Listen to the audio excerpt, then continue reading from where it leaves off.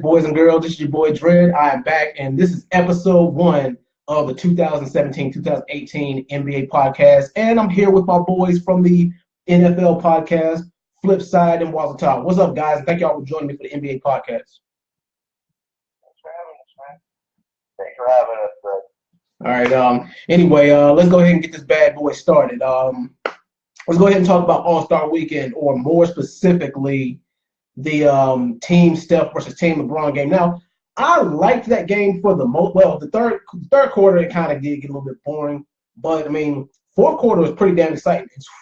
Especially the fourth quarter. That fourth quarter had me on edge. The thing is, like, I was actually Team LeBron in this game, but the thing is, I didn't expect him to win.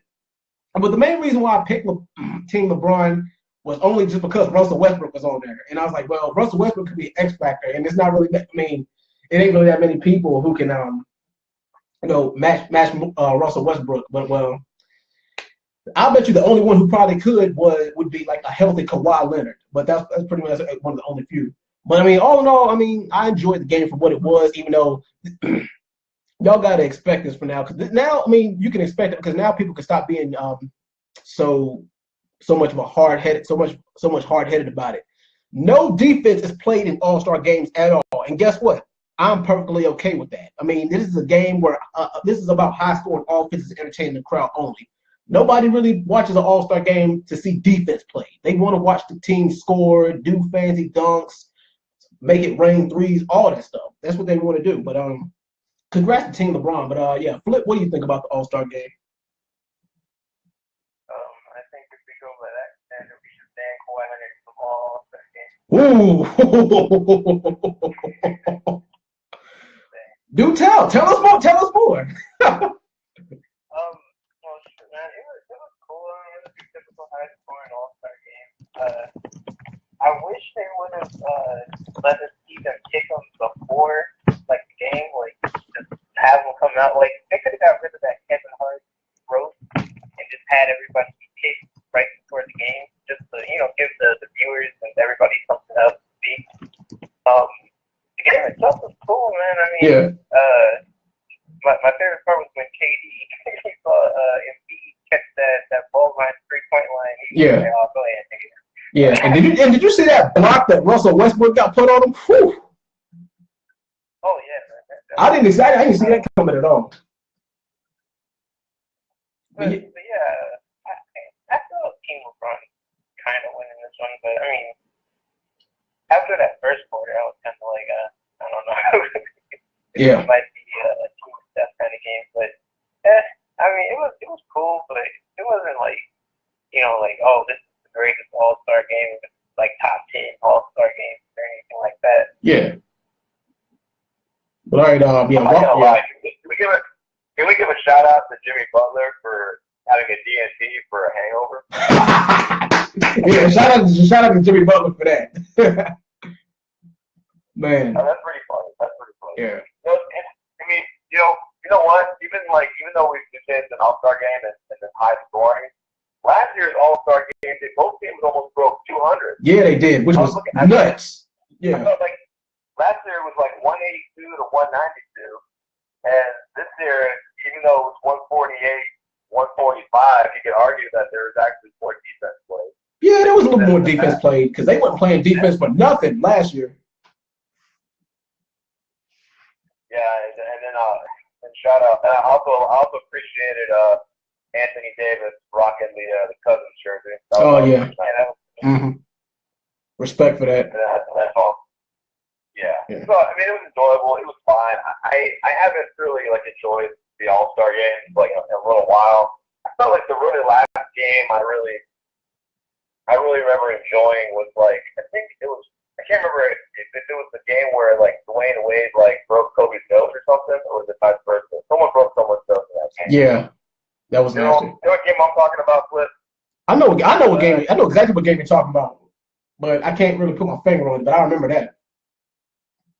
Yeah, I just felt like I don't know. Yeah, it was funny. Yeah, Wade broke Kobe's nose.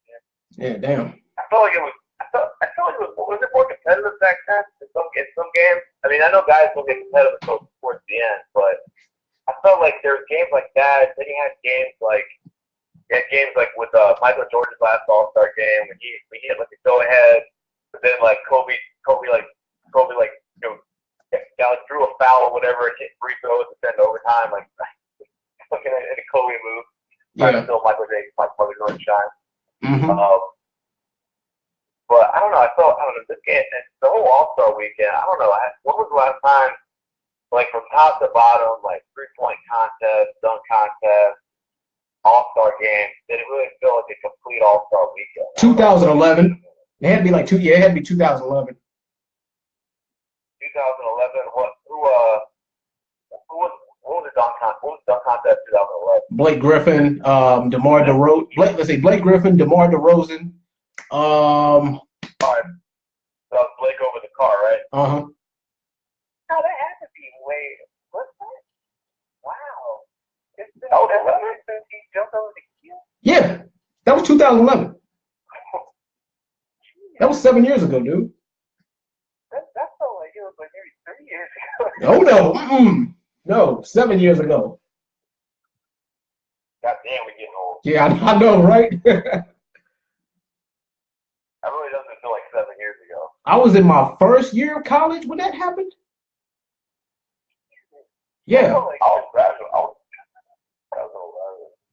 NBA All-Star game. All right, hold on. I gotta look at this box score here for a minute. Yeah. 2011.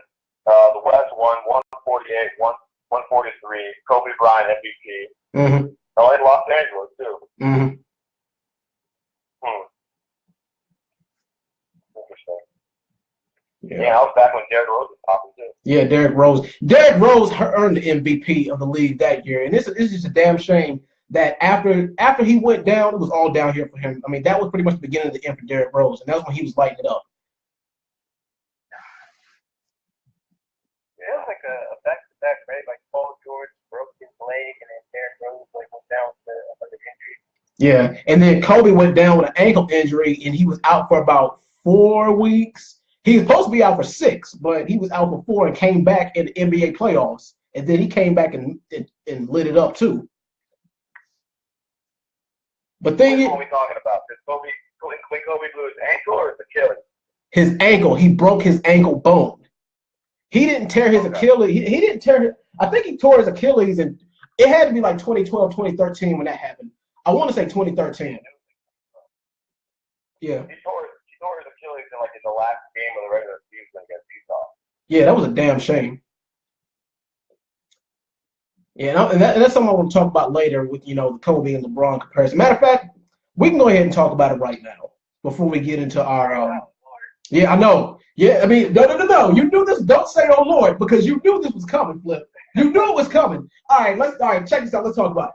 Now, everybody wants to say that LeBron is better than Kobe is, just based off of the fact that, because he's quote unquote broken all the Kobe, not all of them. He's broken a couple of Kobe's records. I'm like, okay, I'll buy that for $1. But the thing is, and then I actually posted a video after I think it was after the 2015, 2016 NBA Finals, where the Warriors won. I believe, somebody correct me if I'm wrong. Oh yeah, it was 2015 NBA Finals when the Warriors won. I posted a video comparing Kobe at 29, LeBron at 29, and Jordan at 29. Now the thing is, like, people say, well, LeBron is better because he's a more well-rounded player and he does more for the team. I'm like, okay, well, I'll buy that for $1. So, well, of course he's gonna, do a little bit. I think that LeBron might be the better player, but I think Kobe is probably the more dynamic scorer. And like at this point in his career, like I said, the only reason why you could say that LeBron is better now is just because Kobe's not there. Not taking nothing from LeBron's skills, but answer this question. I'm gonna tell you this right now. The number one key factor is injuries. Injuries is the number one key factor. Like, let me ask you guys this question. When was the last time that Kobe Bryant played a full 82-game season in the NBA? When? That was the year that he blew out his Achilles, but he blew that out in the last game. So that was about 4 or 5 years ago? All right. Yeah. You can pull it up. I'll pull it up. I'll pull it up in a second. You go ahead and keep talking. All right, now, this is the question that I really want to ask. Now, out of LeBron's entire 15-year career, when was the last time that he was out with an injury for longer than a month? Never. Exactly. Never. Exactly. The longest he took was like he went on spring break with Dwayne Wade on Banana Boat. Exactly. So he's not been out for longer than a month with an injury in his entire 15-year career.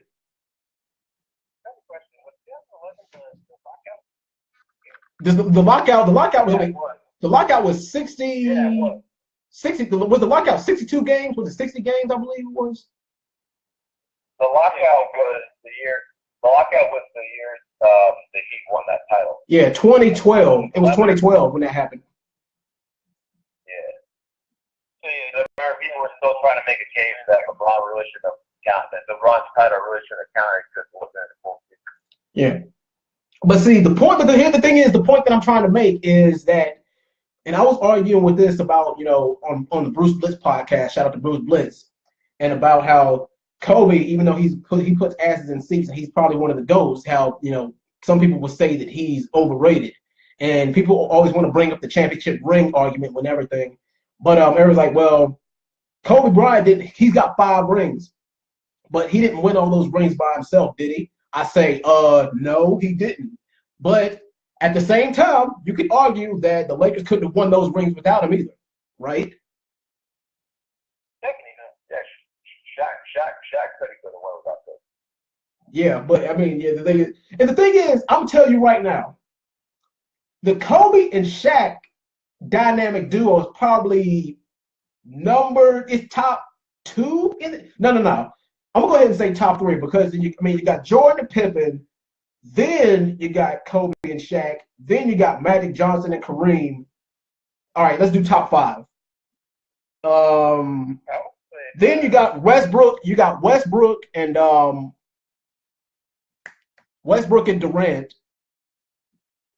Let's see. Give me another one. What's one that I haven't named yet? LeBron and Dwayne the first year. Oh yeah, LeBron and Dwayne the first year. Yeah, but it was funny because everybody was calling LeBron Scottie Pippen.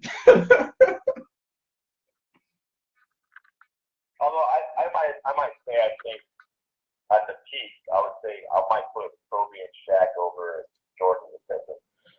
Yeah. All right. Well, the thing is, with that logic, then you got to put them at number 1. Then you have to say they're the best duo of all time. Yeah, that's what I'm saying. I'm saying at the peak. I think like that 2000, 2001. I might say that was better than any duo in the league. Mm-hmm. But the bottom line I'm trying to say is that everybody needs help. LeBron took the Cavs to the 2007 finals against the Spurs all by his damn self, and they got blown out. He did it again in 2011. Well, that wasn't all by himself, but in 2011 against the Mavericks, where they got blown out. So yeah, they needed some help, and I don't care. You can't. The thing is, I don't care what nobody says. You cannot buy a championship. You can try all you want. You can, pick players you can take players from other teams, pay them, this, that, and the other. But at the end of the day, you can't buy no championship. Well, technically, you can't buy a championship. That's too long ago. Yeah, I can't argue with that. Or you can just chalk that up to the Warriors choking, which they shouldn't have. The thing is, y'all know damn well that the Warriors had no business losing that game. Y'all know it. Draymond can't keep his hands off this. That was I'm telling y'all right now, that was BS too. How the hell they gonna suspend Draymond but not LeBron? They both did the exact same thing. Because Draymond was doing that shit all season and all the postseason, and then he's been warned numerous times. And so he was just asking for it, Yeah, but I don't care because the thing is, if you're gonna punish somebody, you got to do it to the other guy. The league has got to be fair. But LeBron is the face. Yeah. But it was like the perfect storm. Like LeBron LeBron is like he's gonna talk to the ref. He's gonna get a lot of leeway with the ref in terms of like a ref will let LeBron like talk to him and like not up right away and probably actually listen to him. But LeBron's kind of like I guess you'd maybe call it like the Tom Brady in the NFL. Yeah. Or Tom Brady in the NBA. He'll try to get those calls or whatever.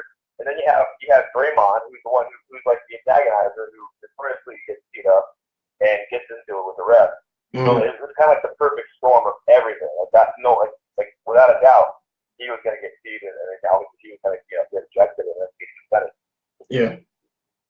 All right, and also while we're on the subject, with LeBron having teams built around him, and with him being in the league for so long and staying healthy for the most part, how much longer do y'all think LeBron has in the NBA?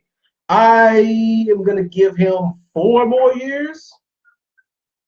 I give him 4 years, 5 years at the most. Of what? Of being as like a top like all-star before he retires. How much longer does he got? I'm gonna say 4 or 5 years. To be honest, at this point, I'm pretty sure we can just say that LeBron's going to retire, not because he can't play anymore, but just because he's tired of playing. Yeah, because it would have to be some kind of devastating injury that happens to him. He breaks his ankle. He breaks his kneecap, ruptures his Achilles, tears his rotator cuff, or something crazy like that happened to him. Like that. But then you got guys like Russell Westbrook who have a 500 horsepower motor, and like he's not gonna play. He's not gonna stop for nothing. And I'm gonna tell you the only thing is, I think that Russell Westbrook probably. To me, top 3 players right now is probably Kawhi Leonard, Russell Westbrook, and LeBron James. Well, a healthy Kawhi Leonard anyway. Russell Westbrook. I'm gonna tell y'all right now, the only thing that can stop Russell Westbrook is Russell Westbrook. He can stop himself. But the thing is, because he gives it 110% every single game, he's gonna burn himself out. You'll put Westbrook over Durant. Oh man. I wouldn't even put Kawhi in my top 5. All right, but you gotta say healthy Kawhi. Healthy Kawhi. You wouldn't? All right, hold on. Wait a minute. Hold on, let me look up something because I got tagged in a Facebook post by my boy Paul Alexander. Shout out to him. Let me pull it up right quick. It is the current top 10 players in the NBA as of right now.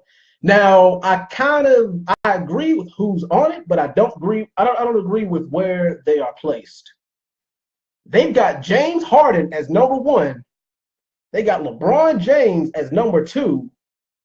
They got let me see right now.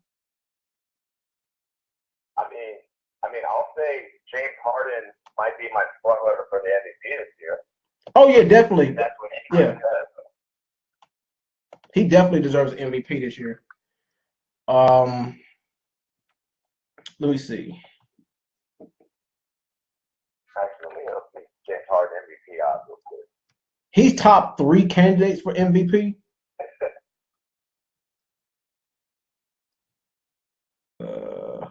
Let me see. Oh yeah, he's a front runner right now. Definitely.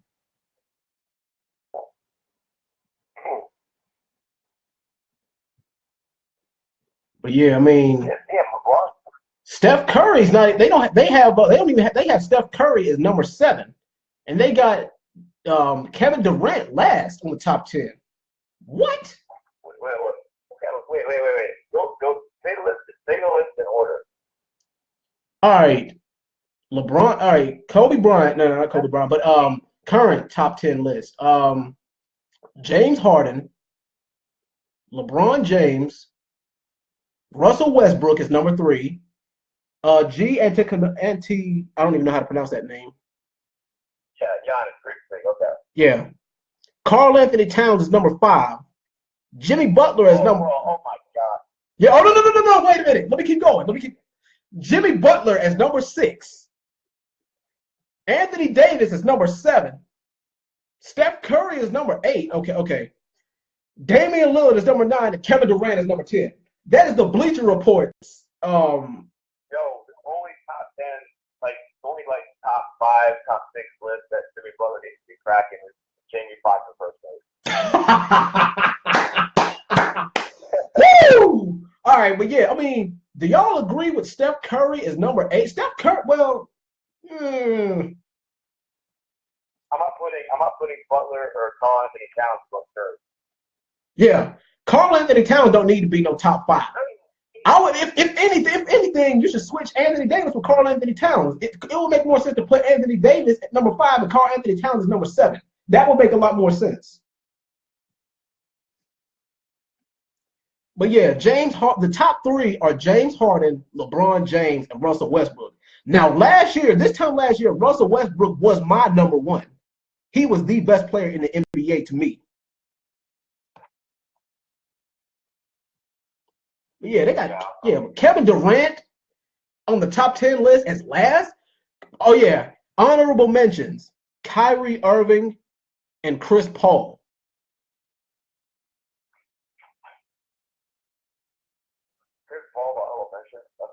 Yeah, it is very funny. It is funny to me. It's hilarious. Like I said, I agree with the top 3 with Harden, James, and Westbrook. That I agree with. But I mean, Karl Anthony Towns is number 5 and Kevin Durant dead last. Come on now. Why would you put it Towns? I don't know. I didn't make the damn list. I mean, yeah. But I mean, a lot of people argue like, well, Steph Curry, he ain't even the best player on the team anymore. So why do people got Steph Curry above Durant? You could argue that. I mean, it kind of depends. I mean, I think that's taking the back. But yeah, I mean, to me, Kevin Durant going to the Warriors in the first place was an unnecessary move. Now I'm gonna tell y'all this. I'm gonna go ahead and say this. Let's just say that the Oklahoma City Thunder had their big 3 from 2012, Harden, Westbrook, and Durant. They would have at least 1 ring by now, at least. Agree? But you guys agree or disagree? If the Thunder, the big 3 stayed together, they have at least 1 ring by now. Yeah. If they depending on the other pieces they kept. Yeah, they had let's see. The starting 5 was Durant, Harden, and Westbrook. They had James Perkins. Not Kendrick. They had Kendrick Perkins, Thabo Sefolosha. Let's see. Who else did they have? Who's their 6th man? Who's the 6th man for that? They had a box.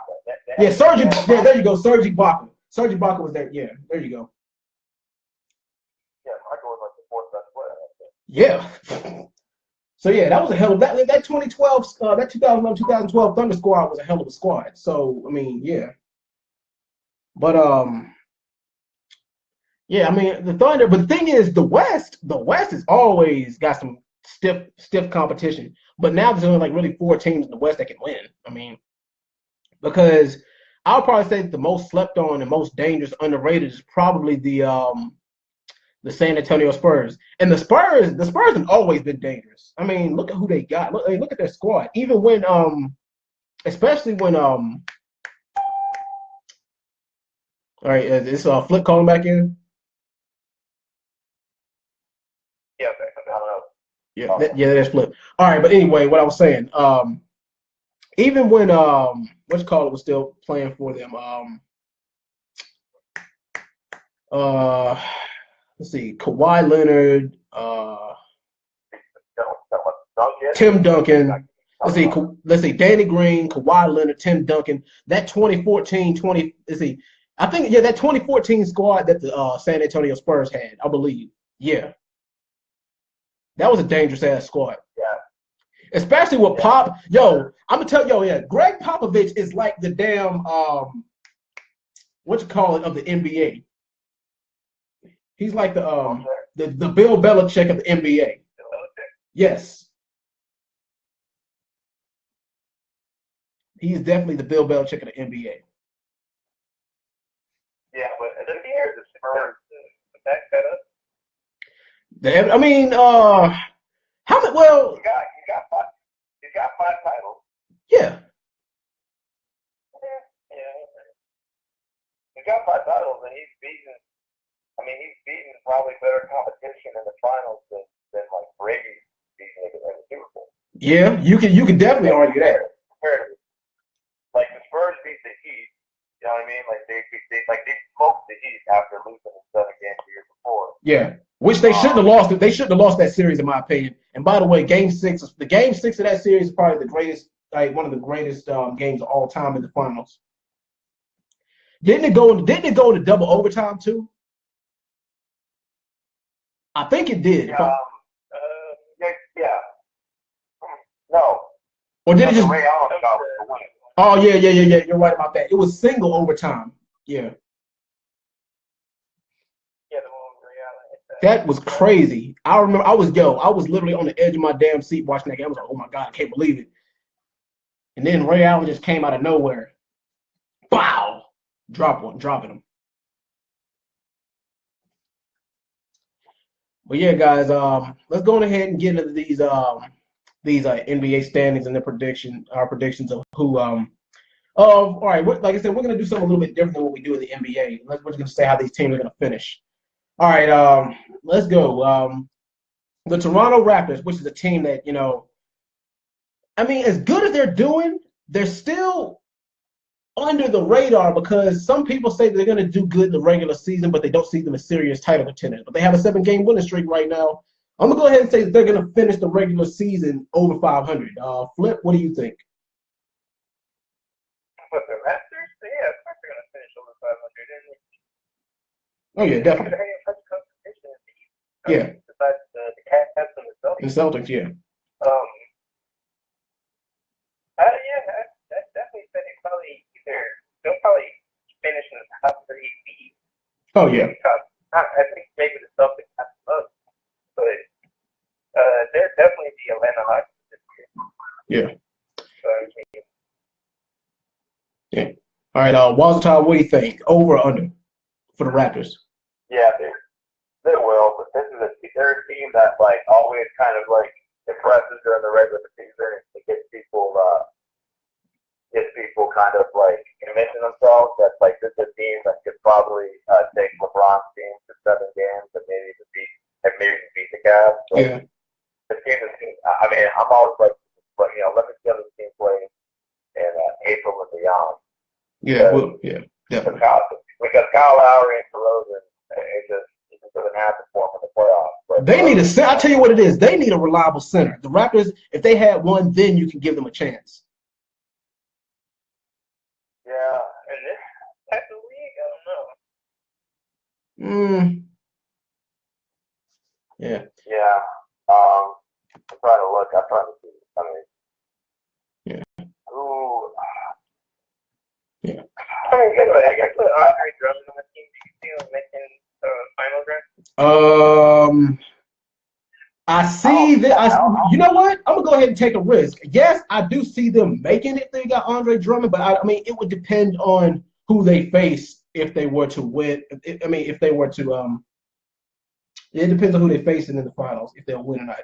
They can make it, but I don't know if they'll win. Against the Spurs, no, probably not. Against the Thunder, maybe they could win. Against Golden State, hell no. Yeah, it just seems like it's a live or die by that perimeter shot. Mm-hmm. Kind of where we are in right now. Yeah. I mean, you got LeBron who's like this blade, she can just drive the lane on anybody, so don't matter. Everybody else is kind of just like, I don't know, it seems like you're playing defense on the perimeter to keep getting it done. Yeah. All right. Anyway, next up, this is pretty obvious and clear cut one too. Boston Celtics. Their record right now is 40-19. They're gonna finish over or under 500. I'm gonna go ahead and say over. I mean, there's nothing really wrong. There's nothing really else that they can do to, they pretty much they're cemented as one of the top 3 teams in the East. But yeah, Flip, what do you think? Definitely over, and definitely looking forward to seeing if Gordon Hayward can live up to that paycheck. Yeah. But with the way it's looking, all right, if the schedule stays constant, if it goes to the playoffs, the Celtics will either be facing the Bucks or the Sixers in the first round of the playoffs. That Sixers matchup could be kind of scary. Yeah, it could. That's what I'm saying. Yeah. But yeah, yeah, I'd rather face the Bucks. Yeah. Yeah, Walter Top, what you got the Celtics finishing, over or under? Yeah, over, man. All right. They're one that seems to be the what the Cavs, the Raptors. I think obviously they're the only team in the East that can maybe get the Cavs a run. But I got them finishing over 5. Yeah. Now, this is clear cut. The Cleveland Cavaliers, we can go ahead and just say it. They're going to finish over 500. We already know they are. They got LeBron, who's pretty much the best all-around player in the league. Flip, what do you think? Over or under for the Cavs?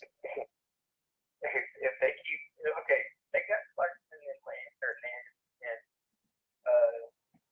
they seem like they're doing better, but I mean, they might go back to that month and finish at 500. Ooh. Obviously. But I don't see that happen. But it's definitely looking like over 500. Yeah. Keep in mind, you can finish under 500 and still make the playoff. It all depends on how much the teams over you suck. In which conference, right? Yeah, that conference, it's tricky. Yeah, Wazatow Cavs, over or under. You can make it quick. I mean, yeah, I don't think LeBron. I can't remember the last time a LeBron team finished under 500. I had probably been like it's one of his first or second year in the league. But ever since then, this team's always have one over. Yeah. All right, now the Washington Wizards, over or under? The Washington Wizards, they got the 4th seed right now, but it's kind of they're tricky. I think that they might still make 500, but they're probably going to drop 1 or 2 seeds, maybe. Hell, they might even finish last. But I'm going to go ahead and say, you know what? I'm going to go ahead and say, right at 5. You know what? Forget it. Over 500 for the Wizards. Flip, what do you think about the Wizards? Over or under? I don't see them going under. I feel like, okay, to be honest with you, I feel like pretty much every team in the East that's going to make the playoffs should go over 500. Yeah. Besides like the 7th and 8th seed, but I see like maybe the 8th seed being the only team that goes under 500. But yeah, that's probably going to be over 500. I mean, John Wall and Bradley Beal are a nice duo. I mean, they're not bad. It's just, I mean, you're going up against LeBron. Yeah. So, yeah. All right. What's the time? Over or under for the Cavs? I mean, not for the Cavs, but for the Wizards. Yeah. They're too talented to finish under 500. Yeah. They really have no business being under 500. If they do finish below 500, then Scott Brooks has got to be fired. Yeah. Because you cannot do that with that kind of squad. You can't have a John Wall, Bradley Beal, Gordon Hot. Yeah. You can't have that kind of squad and finish under 500. That's just a waste of talent. Like, Yeah. Next up, Indiana Pacers, over or under 500? Their record is they're kind of riding the line right now. They actually could drop off during mid-season, and they probably could finish either right at or right below. So, but the thing is, you've got teams under them who could finish worse than them, who I don't see making the playoffs, like the Hawks and even somebody like Detroit. Detroit could knock off. The thing is, Detroit could go on like a 12 game, a 5, 10, 12 game run and probably knock off either the 6, 7, or 8 seed. But the thing is, we don't know. It all depends. I am gonna play it safe and say that the Pacers are gonna finish slightly above 500, but they might drop 2 seeds. Flip, what do you think? Pacers, over or under? I don't know, man. because their team doesn't look that great, but Oladipo's balling, and I feel like if he can stay healthy, they can definitely steal for 500. But if he goes out, they're going to drop it. But I can still see them making the playoffs even if he gets hurt. Because there's nothing. Like, there's no competition in that East besides like 9 teams. So it's kind of like, I mean, I see them still going over 500, but if Oladipo gets hurt, they're 105. Yeah. I'll say that. But they'll probably still finish. They'll probably still finish even without Oladipo. They'll probably still finish strong enough to where they wouldn't have to worry about missing the playoffs. But yeah. Anyway, Walter, what do you think about the Pacers, over or under? I'll say over. Yeah, like Flip says, Oladipo. I would probably say he's probably up for the comeback player of the year award. Having a phenomenal year. Yeah, I like, obviously, Lance is always fun to watch, even though he's essentially just like kind of like an and one highlight reel. Like with the potential to turn into a not top 10 player. Miles Turner is still developing. Yeah, I see this team hovering around that 500 range. This is probably the first team where I might consider them being below 500 that we've mentioned so far, but I think they're going to finish above. I think they're going to make the playoffs and finish above 500. All right. Milwaukee Bucks. This is also another one where it gets a little bit tricky. Or did we already? Yeah, we already did the Bucks. Philadelphia 76ers.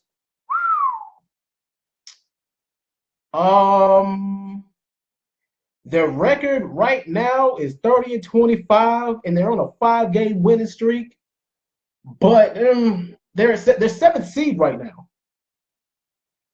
This one is really tricky because if you let's look at the this is the bottom 3 seeds right now in the East: the Bucks, the Sixers, and the Heat. Those 3 can change because right now the Bucks record is 32-25, Sixers is 30-25, Heat 30-28. All those can change depending on who. It all depends on what kind of competition they run into for the next, I'm gonna go ahead and say, month, because it starts. But the thing is, you start to get a little bit more of a picture after All-Star Weekend, when you start to see who teams really are.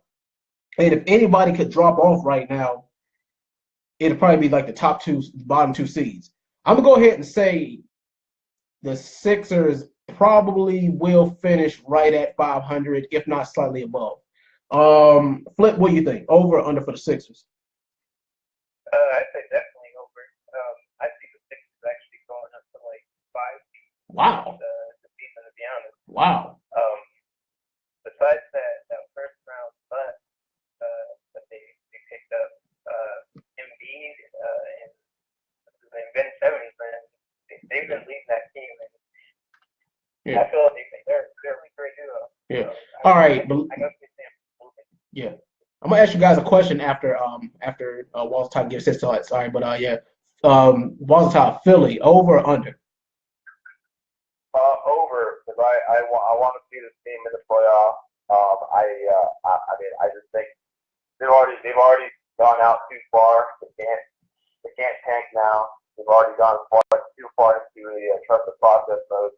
Right now, this is the season where we get to see the fruit of the process. We get to see if the flowers come to bloom and if the team actually starts to show some sort of semblance of ability to be a contender in the next couple of years. So I got them finishing over 500. I think Simmons' play this year has been great. Embiid has been good. It just sucks that they wasted that pick on Bolt. I don't know what's going to happen with him. I don't know if he's going to turn it around or not, but we'll see. But I still got them finishing above 500. Yeah. Now here's the question that I wanted to ask you guys, because if the season ended today, that would mean that the Sixers have to go up against the Celtics. And how do you think that would fare for them? Walter, you first. now, I would say the Celtics because I like I think I trust the Celtics more, and Brad Stevens is a superior coach. Those are the two things that I like the roster on the Celtics more, even without Gordon Hayward. Yeah. And I trust in Brad Stevens. Brad Stevens is one of the probably 3-4 best coaches in the NBA. Yeah. Same here. Now, don't get me wrong, because I mean the thing is, if we see the Celtics and the Sixers in the playoffs, I'll probably have to give it to the Celtics myself. Now, however, I do think that it'll probably go to full 7, maybe Game 6, maybe. But I think that series will probably go to full 7. But I'll still give it to the Sixers. I'll probably still go give it to the Celtics in the end. But yeah, Flip, what about you? I think it'd be Celtics In 5? Sixers are still, yeah. Really? The Sixers are a great team. Yeah, the Celtics are. The Celtics are just the superior team this season, man. I mean, I get it. The Celtics. I think the Celtics are like a tested team. Like they got a lot of experience on that roster. The Sixers, you got a lot of people that are untested in the playoffs, and a lot of players that have not been in the playoffs. I mean, you got champions. You got champions on the Celtics roster, whereas the Sixers, they have the franchises they're so used to losing. Like I can definitely see the Sixers, like taking a hard L in the first round. So you got to get those growing pains before you start making the playoffs. Mm-hmm. It's too young. Yeah, they got the talent. They just don't have the experience. All right. Anyway, next up, you got the Miami Heat. Y'all got them finishing over under 500. Now they are the last seed so far in the Eastern Conference, and like I said, they can have a drop off. God forbid somebody gets injured on that squad, and God forbid something happens to them, because they could easily have a decline. They could easily have like a 4 or 5 game drop off, and then you have like a 9 to 10 seed team just step above them. But I mean, with the Detroit Pistons like literally right on their tail, anything can happen.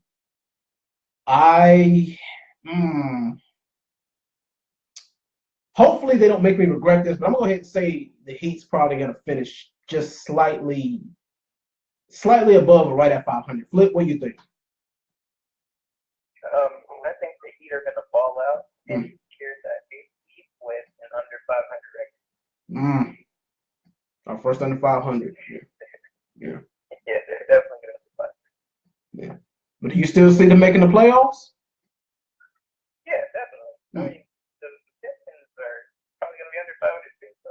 Yeah. I mean, I think it'll be neck and neck between the two, but I think the Heat will pull it out. Yeah, but once again, it depends on who they're facing. Because here's the thing, because a lot of teams get their harder games out of the way quicker, and then some teams have an easier schedule down the stretch. So it really does depend. That's true. Yeah.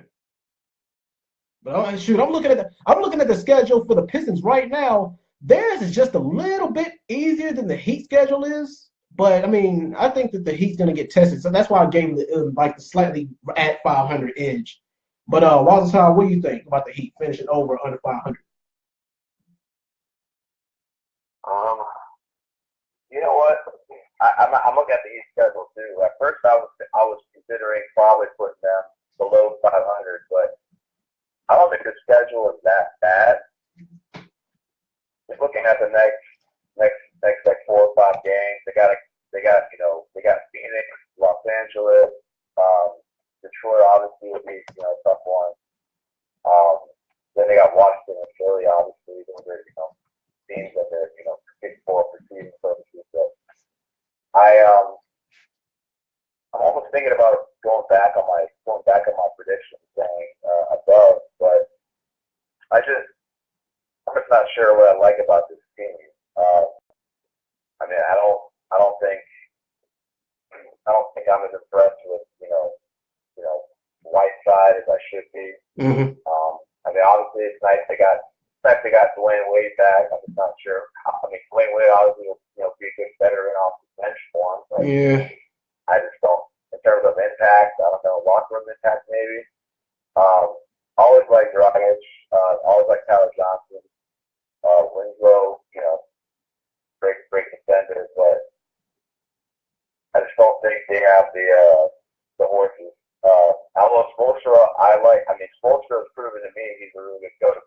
What he's done with the franchise after LeBron, Wade, and Bosch after their little run, I like what he's done with that franchise. All things considered, but I think they finished below 500. All right.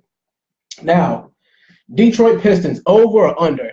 This is another one of those tricky teams where, like I said, really any teams between the 6th seed and the 9th seed could be interchangeable depending on the schedule. Now, the thing is, the Pistons they're not, the thing is, even if they do make the playoffs, they're not going no damn where, because that means they're going to have to face whoever the hell the 1st seed is, and they don't have it. They just don't. I'm going to go ahead and say that they're going to stay where the hell they are. I'm going to go ahead and say even if they do make it right at the 500 mark, they're going to get, and then if they make the playoffs, they're still going to get, torched by whoever the 1st seed is. But I'm going to go ahead and say under 500. Flip, what about you? Pistons, over or under? Oh, definitely under. Mm-hmm. I don't know if they have a team that's very good. That's players that should be drumming. But I don't see them having a team that can compete enough to be over 500. Yeah. So definitely under for me. All right, Wazatov Pistons, over or under? Below 500 unless Bobby Schmurda comes back and comes back to form. Mm-hmm. Not for a.k.a. Rex Jackson. Mm-hmm. My thoughts exactly. Charlotte Hornets, over or under? They're nothing special. Their record right now is 24-33, under 500. Flip, what about you? Yeah, everybody else is under 500. Yeah. Yeah. Just put it right there. The rest of the Eastern Conference, throw them in right. Everyone else is under 500. Yeah, pretty much. Knicks, Bulls, Nets, Magic, Hawks. And the thing is, the Atlanta Hawks being under 500, it hurts me because they really did fall from grace. Because look at where they were 2 years ago and look at where the hell they are now. What the hell happened? Well, besides them losing some key players, Al Horford, Kyle Korver, I'm missing a couple of, but y'all know what the hell I'm talking about. It's a damn shame how the Atlanta Hawks fell from grace. But yeah, everybody from the 10th seed to the 15th seed is pretty much going to stay under 500. I got a question. Uh-huh. Are we watching the D-Wade farewell tour right now? No. How old is he? He's 35, right? 36, right? 36. Give him 2 years. I'll give him 2 more years. I think he's supposed to be 38. He all right. Has he had any major injuries recently, or has he had any major injuries at all? Sure, his whole life has been a major injury. So he injured. Get out of bed, man. Come on. Yeah. I don't know if he wants to go out. Unless he told LeBron, like LeBron saw last year, like give me back to Miami. Yeah. I don't know. Yeah, that won't happen. You're right. Look, I see that. But it's like Dwayne Wade's just like he's just falling off so hard, and it's like he's just only going to get worse. So I don't know how much longer he's going to keep being on the roster. You know what I mean? Yeah, I think this year, next year might be his last, man. That's my Like I said, I give him 2 years tops. Yeah. So I think next year is his last year. Yeah. All right, now for the West. Houston Rockets, do they finish over or under 500? I'm just going to make this simple, short, sweet, to the point. Rockets, they got a firing squad, so over 500. And they can make some noise in the playoffs in the West, too. So, yeah, Rockets over. Flip, what about you? Rockets are definitely over. I would say they're the best team in the league, but they're definitely top 3. Yeah, absolutely. So I don't think Let's keep in mind they have won 44 games, so they cannot go below 500. Yeah. Oh, there you go. Exactly. And let's talk about the reigning and defending champs, the Golden State Warriors. Do y'all want to say it? Over Yeah. The only question between these two teams is do we think this goes 7 games, and do we think the Rockets could beat the Warriors? Wow. It is probably gonna go the full 7. The Rockets are probably gonna give the Golden State all they can handle, but I don't know if they can beat them because that's just tricky as hell. I mean, if you look at where the Rockets were 2 years ago and you look at them now, you see how dangerous they have gotten. And you know them adding Chris Paul, that throws more fuel on the fire. But I mean, we'll see. I mean, because they probably end up meeting in the Eastern Conference. I mean, the Western Conference Finals. But they're definitely title contenders. But the thing is, could the Rockets beat the Cavs or the Celtics in the NBA Finals if it came to that? I'm not sure. But I mean, the Rockets and Golden State are two interchangeable teams. They get swap first seed and second seed at the drop of a hat. But I don't see. I mean, I see them going all the way if it came down to a 7-game stretch. But I got the Warriors just slightly edging them out if it came down to the Western Conference Finals. But yeah, Walter Tom, what about you? What do you think about that?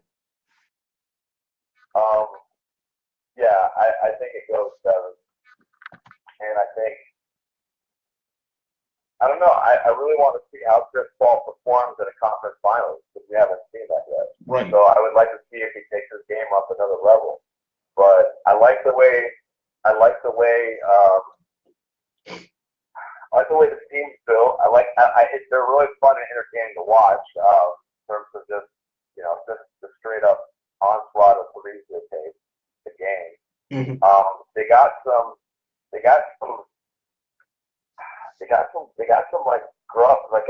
rough players. I think I want to say Shaq was probably commenting about it as well. They got guys like PJ Tucker, you mentioned, Joe Green. Yeah. Just these like rough guys that I feel can kind of like. I feel like Tucker and Draymond Green will probably get into a fight in the series. I think that could definitely happen, and I think that's partly what you might need to get in the Warriors' heads a little bit. Mm-hmm. But the thing is, you're right. It's just a matter of do I think James Harden? Do I think Chris Paul is not going to make is going to come up short? Something's going to happen? I mean, James Harden could handle a dribble and lose out of the series like he has done in the past. Whereas the Warriors have come through the majority of the time. I like the Warriors. The Warriors still are the chance to me in my mind. However, when LeBron goes to Houston next year, I'll have a different answer. Oh boy, we will see about that. But yeah, Flip, what about you?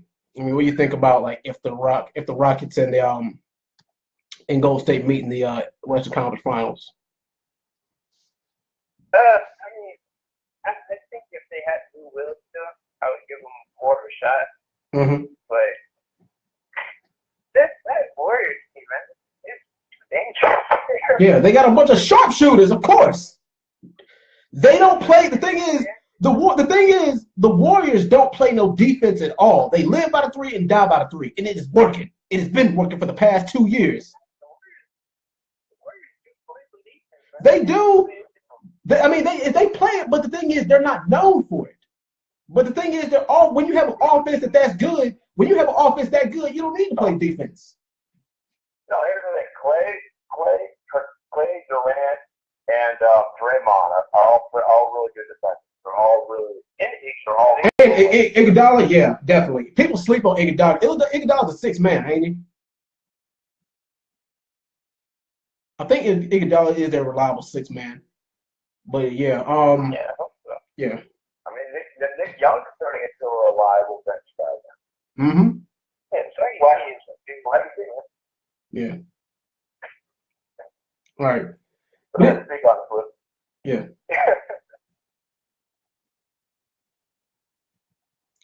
All right. Anyway, let's talk about the ever so dangerous San Antonio Spurs, even without Kawhi Leonard. People sleep on the San Antonio Spurs, and the thing is, the reason why they have such a good coaching system. They're probably the most well coached team in the league because if something is the thing is Greg Popovich, if he sees something he don't like, he corrects it quick, fast, in a hurry. The thing is, like, if they would be going up against the Denver Nuggets in the playoffs if the season ended today, which I think they could pretty much win. It's still a question mark if they say that Kawhi Leonard will be back most likely for the playoffs, but there's no guarantee. I'm pretty much banking that he is. But I'm going to go ahead and say that the Spurs are going to fit. What are you saying? Well, Popovich came out today and said that he said that it wouldn't surprise him if Kawhi didn't come back. Yeah, but this is Pop we're talking about. You know, Pop is full of surprises, so of course he's going to say that. Okay. It's just interesting. The whole Kawhi thing is really weird. It really feels like Kawhi doesn't, I don't know if Kawhi doesn't trust the trainers there, or the whole situation feels really odd. Like Kawhi seems to be like such a little like drama, not like a big ego type of personality, but it seems like this whole situation seems to be kind of reaching of that. Yeah. So it's kind of concerning a little bit going forward. Especially we don't know how big Kawhi is going to be if and when he comes back. Obviously, I think this team will finish about 500, but I mean they might win a round, but I don't know. I didn't really go past the second round of the playoffs. Yeah. Yeah. Flip, what do you think for the Spurs, over or under? Over. Yeah. You don't talk to Kawhi there. That's going to push over. I don't see them making noise playoffs out. Definitely. Great coach, you still need that superstar team to guide you further. Oh yeah, definitely. Next up, we got the Minnesota T-Wolves. Interestingly enough, the Spurs are only a half game ahead of them. And the Spurs are also on a 3-game losing streak, which is kind of strange. But I see the T-Wolves finishing over 500, and them, as it stands right now, the T-Wolves are going to. I think they're going to face the Thunder. Yeah, I mean the T-Wolves and Thunder will be good in the finals. I mean in the playoffs. But yeah, I got them finishing above 500, of course. But Flip, what do you got them as? The T-Wolves have a really solid team. I think the Jimmy Butler trade was really good. Definitely over 500. I can't see them going under at all. Yeah. All right. Mazatov, who you got? Over or under for the T-Wolves? Over. Tom Thibodeau, it will work those guys' asses to the grind.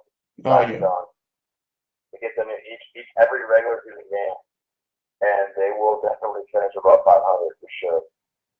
And you're right, that matchup with the Warriors, with the Thunder, that'll be very fun to watch. That could be a 7-game series in the first round. But yeah, above 500. Alrighty. All right. Next up, of course, the Oklahoma City Thunder. Over, under. I'm gonna go ahead and say over. Shoot, but it wouldn't surprise me. Now, this is gonna be tricky because they're right smack dead in the middle. I see the Thunder either switching places with the T-Wolves or switching places with the Nuggets. They're either going to go to 4th place. I think they're either going to finish as high as 3rd or as low as 6th. They are very tricky. They got all the talent. They got the players. It's just a matter of who they face and how they execute. Because the thing is, the Thunder, they sometimes throw away games that they should win. Now, it's funny.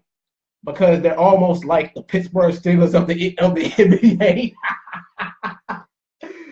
Yeah, that's a funny comparison. The thing is, think about it. It's the truth. They got all that talent, all that top-tier talent, and a decent coach, and an above decent coach, but they lose games they should easily win. It's just funny to me. I'm gonna go ahead and say they're gonna finish over. Like I said, the best they can do is finish 3rd seed the worst they can do is finish 6th. But Flip, what do you think? I think the Thunder are still trying to figure out how they're still trying to figure out how to play with each other still. Mm-hmm. So I'm expecting them in the second half of the season to make a real push. So they'll have more chemistry, and I see them finishing like third or fourth. All right. Walter, what about you? Yeah, I got them above 500. I really wish they could figure out. I really wish Melo could get his. I wish they could figure out a role for Melo. Yeah. I feel like Paul George is coming along. Westbrook. But Melo, I feel he just feels a little. He still feels out of place in their system. So I don't. That's not gonna. I mean, I still think they're gonna be a winning team, winning record this season. But in terms of how well they're gonna be performing, I don't know. Now, it wouldn't surprise me if it's in a couple crucial games, Melo goes off and pulls the Thunder to victory. But as of right now, I just don't see it. So I'm skeptical of the playoffs, but right now, regular season, I got them above 500. And my boy Dominique Bell in the chat asked a question. He says, what do you think of Silver potentially shaking things up and changing the playoff format? Because the way Adam Silver got it right now,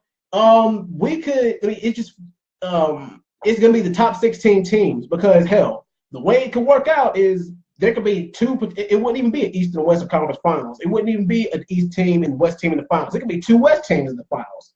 That is an interesting way of looking at it, but, I mean, I don't know if I like that idea. I mean, me personally.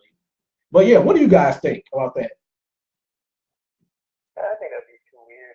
I mean, they have to kind of work that in. Yeah. It's really weak. So you can't just be like, oh, hey, let's make it so that the West can have 2 teams in the finals, but then the West exactly. in the finals. Because the way he's got it is 16 teams. And the thing is, do you want to see 10 West teams and 6 East teams? Do you want to see that? No, you don't.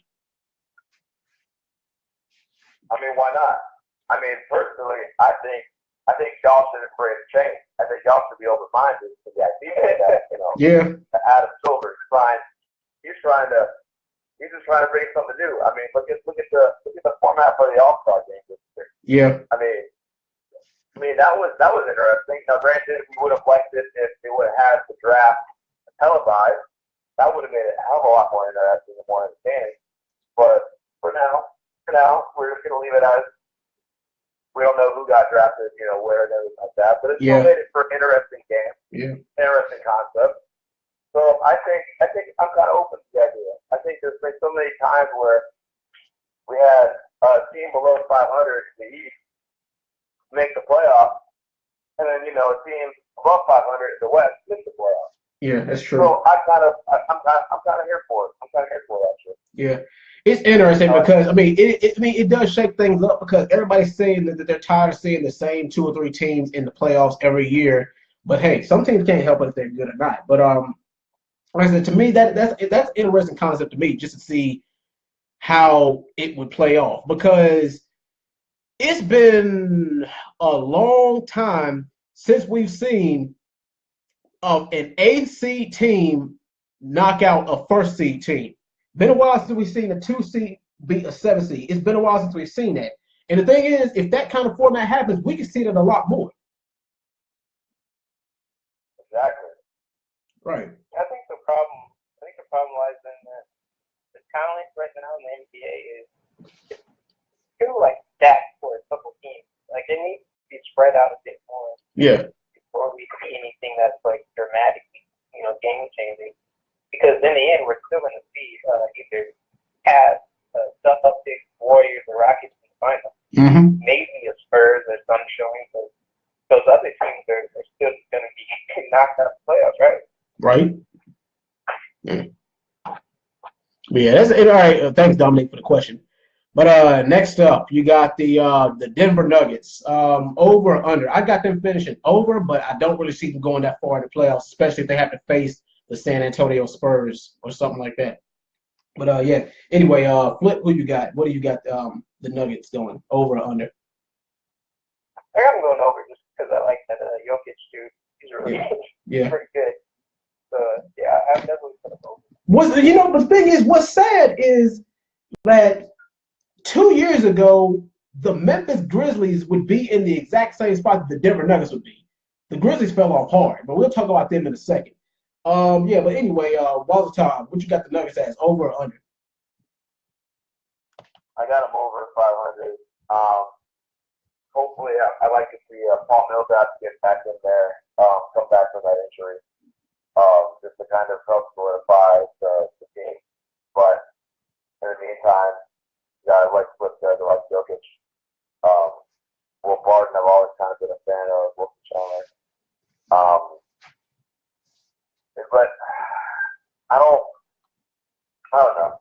I feel like this team's a little bit underachieving. They got like a couple these tweener guys like Kenneth Fareed, even Paul Millsap to an extent. Where they're like these guys and these like 6'8", 6'9" guys. They're athletic, but they're not like they don't have like those legit centers, those legit tall ass guys. Jokic really that's it. He's only 6'10". I feel like a legit 7-foot big guy for solid rim protection. I think that again, Flip commented earlier when we were discussing whether or not Andre Drummond could help the Raptors.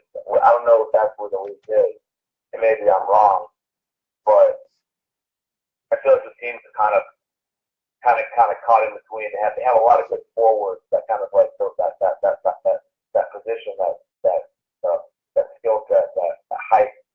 But I think they're missing one or two more bigs for rim protection. So I think that kind of maybe hinders their potential a little bit. But for the sake of the question again, I will say I got them above 500. All righty. Next up, the Portland Trail Blazers. This is a dark horse team. They are under the radar.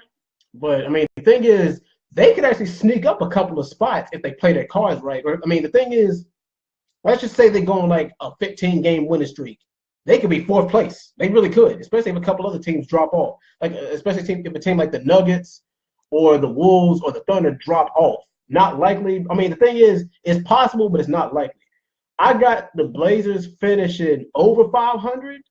It'll just be interesting to see, how far they go in the playoffs, because they actually got the potential to be able to beat a couple of the top teams. But the thing is, it's all a matter of execution. It's a matter of if those other teams have some kind of a drop off, or if an injury or something happens, something along those lines. But anyway, Flip, what do you think? What do you think about the Blazers? Over or under? I'm going with over. I'm not betting against Dame Dollar. So Damn skipping. Over. Mm-hmm. Yeah. Okay.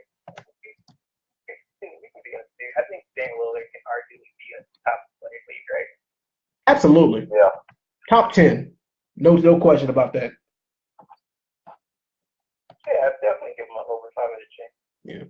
All right, Wazatov, what about you? Yeah, definitely over 500 chance. Agreed. I'm a big fan of Lillard. I think he gets slept on far too often. And looks like they also signed your boy Flip, Brandon Rush, to a 10-day contract. Yeah. Hopefully he gets some shine over there. Yeah. But unfortunately, again, going forward, they got the one elephant in the room in that team is that Evan Turner contract, $17 million. For a whopping 8 points a game, 2 assists, and 3 rebounds. Go figure. Yeah. All right. Next up, we got the New Orleans Pelicans. Oh wow! Now let's go ahead and just do it. Let's go ahead and just do it the way we did it. The bottom 4 seeds in the West are the Grizzlies, the Kings, the Mavericks, and the Suns. I don't see them going over 500 at all. They're going to stay right below 500. You got the teams all right, seeds 9 through 11 are the Clippers, the Jazz, and the Lakers. And I'm a Lakers fan, and as much as it hurts me to say this year, I don't see them going over 500. I don't see them making the playoffs. Now, they could do some miraculous shit and end up in the eighth seed, but I'm not going to hold my breath on that as much as I want it to happen. Jazz. Yeah. Like I said, it's possible, yes. Likely, yeah. Yeah, exactly. Now, the Clippers, when they dropped off the map, it hurt me because the Clippers now, all they got is a couple of, let's see, they got DeAndre Jordan. Yeah. They still got JJ Redick, don't they? No, JJ Redick's on the Sixers. Oh, yeah. And they don't even got where's Jamal Crawford at now?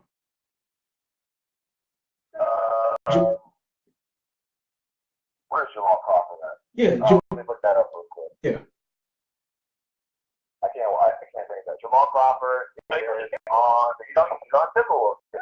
Wow. Oh, yeah. I knew. I forgot. Yeah, I knew he was on the Timberwolves. Like, it just slipped my mind for a second. But, yeah. The Lakers, the Clippers could steal that 8th seed from the Pelicans, but, you know what? I'm going to go ahead and take that risk. I'm going to go ahead and say that the Clippers are going to steal that 8th seed from the Pelicans. But, but what do you guys think about the remaining seeds? From the Pelicans, Clippers, Jazz, Lakers, Grizzlies, Kings, Mavs, and Suns. Like I said, the bottom 4 seeds, we can go ahead and just, cross them out. They're not going nowhere. But, Flip, what about you? What do you think?